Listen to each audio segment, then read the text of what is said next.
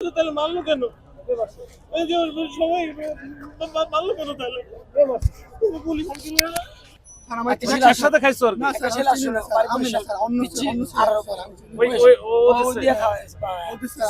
আমাদের সিভিল লোকজন যেখানে ছিল আগে থেকে সোহরাওয়ার্দী উদ্যানে কিন্তু চলছে মাদক বিরোধী অভিযান।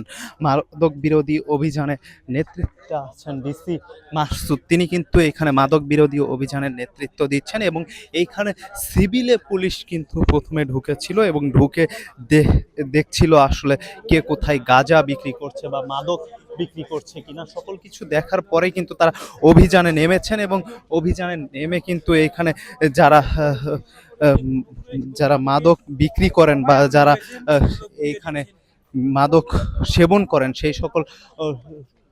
সেই সকল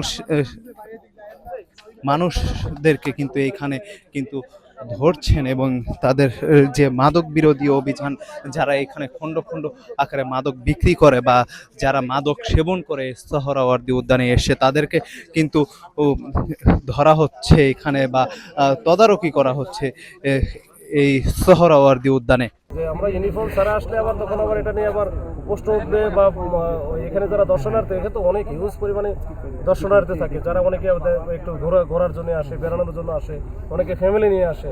সেক্ষেত্রে আসলে ভীতির সঞ্চার হবে। ওই জন্য যখন পুলিশ দেখবে বা ইউনিফর্ম দেখবে তখন হয়তো তাদের মধ্যে একটা আশ্বস্ত তারা হবে যে না, এটা তো পুলিশের হয়তো অভিযান চলছে। গ্রেপ্তার এখন পর্যন্ত সংখ্যাটা সুনির্দিষ্টভাবে বলা একটু মুশকিল, আমরা থানায় গেলে বুঝতে পারবো। 15-20 জনের মতো হবে। এটা আমরা ওই যাদের কাছে মাদক পাইছি তাদেরকে ধরা হয়েছে। এখন দেখা যাক, আমি যাওয়ার পরে এটা বললে তখন হয়তো বা সুনির্দিষ্টভাবে বলা যাবে।